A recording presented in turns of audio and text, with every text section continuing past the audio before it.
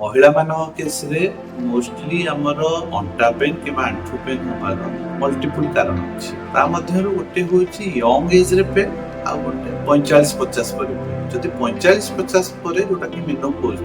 सब बंद करे हार्मोनल चेंजेस जो शरीर रे हाड़ मध्य जो कैल्शियम अमाउंट सेटा कमी जाए दैट इज हार्मोनल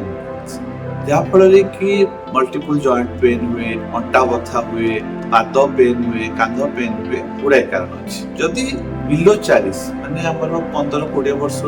40 बिलो 40-45 वर्ष पेन ताहले सेटा मल्टीपल कारण माने रिमेटॉइड आर्थराइटिस हे परिबो different sero positive sero negative arthritis हे परिबो किबा तांको देहरे थायराइड एब्नॉर्मलिटी थिबो